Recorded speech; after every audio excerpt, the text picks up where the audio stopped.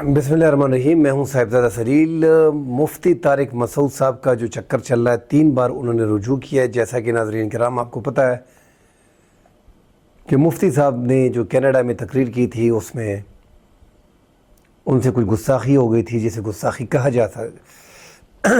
जा सकता है।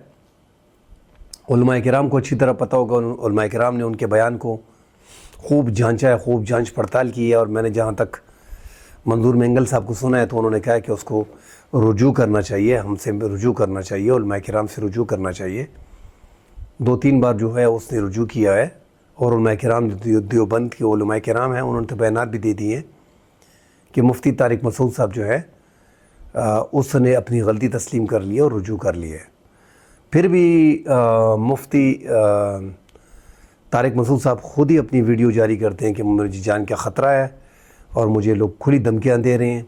और बाज़ मसलक का नाम तो नहीं ले रहे हैं, बरेलवी हज़रात के इमाम जो लोग जो हैं, उलमाए किराम जो है, कि वो लोग टीएलपी वाले कि वो लोगों को भड़का रहे हैं, सादा लोग आवाम को भड़का रहे हैं।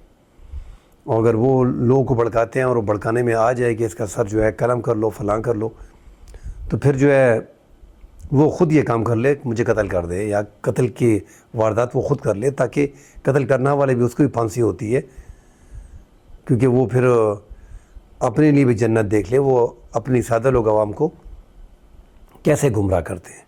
वो सोसाइटी में गया है तो मुसलसल सोशल मीडिया पे हाइप क्रिएट की जा रही है और एक मखसूस तबके की तरफ से जो बहुत ज़्यादा शिद्दत पसंदी फैला रहा है। बार बार मुझे कहा जा रहा है कि ये जो माजरत आपने दोबारा की है ये भी काबिल कबूल नहीं है। और उस तबके का बुनियादी मकसद ये है कि मैं ये मानूं कि मैंने गुस्ताखी की है और फिर मैं गुस्ताखी से माजरत करूं। जो गलती मुझसे हुई है उस पे मैं बार बार माजरत कर चुका हूं, लेकिन वो तबका मुसलसल धमकियां दे रहा है मेरे व्हाट्सएप पे, कत्ल की धमकियां, गुस्ताख और जो फोहश गालियां दी जा रही हैं, सबके नंबर भी मैं सेव कर रहा हूं। जो मखसूस तबके के कुछ लोग हैं, जो उनके लीडर बहुत ज्यादा शिद्दत पसंदी फैला रहे हैं और अपनी आवाम को, जो आम लोग हैं ना, उनको बहुत ज्यादा उकसा रहे हैं मेरे कत्ल पे।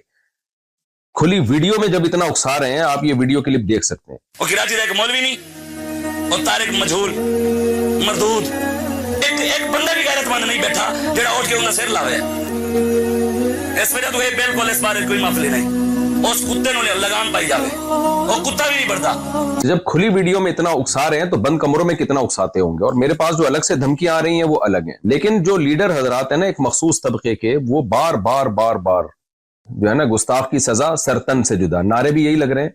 सर सैयद थाने के बाहर जो हमारा करीबी महल्ला है, उसमें जो थाना है उसके बाहर भी ये नारे लगाए गए हैं एक क्राउड की शक्ल में कि गुस्ताख की सजा सरतन से जुदा, नबी की एक सजा सरतन से जुदा, सरतन से जुदा। जो मुतशद्दिद किस्म के मजहबी स्कॉलर इतनी वजाहतों के बाद भी अपनी आवाम को उकसा रहे हैं कि कत्ल नामूस रिसालत और गुस्ताख, जो नबी का गुस्ताख है उसको कत्ल कर दिया जाए। तो मैं अपनी बात को रिपीट करता हूं कि ये सादा लौह आवाम जो वाकई नबी से मोहब्बत करती है, लेकिन अपने कुछ मुतशद्दिद मजहबी स्कॉलर की बातों में आके हाइपर हो रही है। मेरी उनसे गुजारिश है कि आप अपने इन मजहबी लीडरों से कहिए कि हजरत ये कत्ल का काम फिर आप बनफ़से नफीस करें, क्योंकि जब कोई किसी को कत्ल करता है तो पुलिस केस बनता है, उसको भी फांसी होती है, वो भी जेल की कोठरी में जाता है। तो हजरत जन्नत में जाने का शौक सिर्फ आप हमें क्यों दिला रहे हैं? आप खुद ये काम क्यों नहीं कर लेते? आप खुद जाएं, मुफ्ती तारिक मसूद साहब को आप कत्ल करने की कोशिश करें और जन्नत कमाने की आप कोशिश करें। तो ऐसा ना हो आप अपने मजहबी मुतशद्दिद किस्म की लोगों की बातों में आके कोई ऐसा इकदाम कर लें। मौत जिंदगी अल्लाह के हाथ में, जो रात कब्र में गुजरनी है वो कब्र में गुजरेगी, जो जमीन पे गुजरनी है वो जमीन पे गुजरेगी। लेकिन ऐसा ना हो कि कुछ मजहबी मुतशद्दिद किस्म के स्कॉलर आपसे वो काम करवाएं जिस पे क़यामत के दिन नबी सल्लल्लाहु अलैहि वसल्लम आपसे अपना चेहरा फेर लें। और आप शो तो ये कर रहे हो मैंने नबी के नाम पे ये काम किया है, लेकिन नबी सल्लल्लाहु अलैहि वसल्लम इस शिद्दत पसंदी से कभी भी खुश।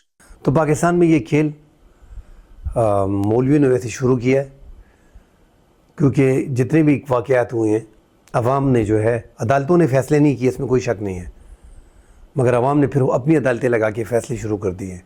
जो आज नौबत यहाँ तक पहुँच गई है कि इतने बड़े आलिम मुफ्ती जो सालों जो है वो तबलीग के लिए तबलीग करते रहे, लोगों को अपनी तकारीर में समझाते रहे, उन्होंने इतनी खिदमत की है मुफ्ती तारिक मसूद ने कि اس خدمت کو نہیں دیکھا جا رہا، اس کا صلہ اس کو نہیں دیا جا رہا، مگر وہاں پہ اس نے چونکہ گستاخی کر دی ہے، 2-4 بے ادب باتیں کر دی ہیں اس نے اور زیادہ گہرائی میں کی ہیں، تو اس وجہ سے اس نے ڈائریکٹلی رجوع بھی کر دیا جیسے اس کو پتہ چلا، مگر یہ سارا اس کی کیا کرائے پہ پانی پھیر گیا۔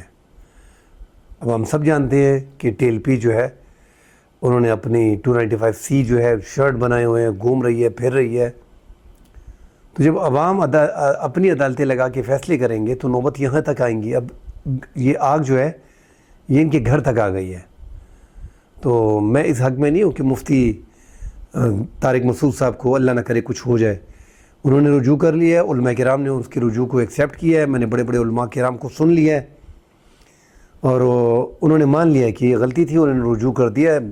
منظور مینگل صاحب بہت بڑے عالم ہیں، ان کا سن لیا ہے، 1-2 علماء کرام دیوبند کے اور بھی ہیں، ان کا بھی میں نے سنا ہے، تو رجوع کر لیتا ہے، اور مفتی ہے خود، اس کو خود سمجھ ہے کہ میں نے کہاں پہ غلطی کی ہے، کہاں مجھ سے چھوٹ ہو گئی ہے، تو یہ قصداً عملاً نہیں کرتے، یہ ہو جاتی ہے انسان سے، یہ ہو گئی اس سے، جیسے گستاخی کہا جائے یا غلطی کہا جائے یا گناہ کہا جائے، یہ طے کرنا علماء کرام کا کام ہے، اور یہ خود مفتی ہیں، انہوں نے رجوع کیا ہے، 1 بار کیا ایکسیپٹ نہیں ہوا، 2 بار کیا کچھ ایکسیپٹ ہوا کچھ نہیں ہوا، 3ری بار کر دیا،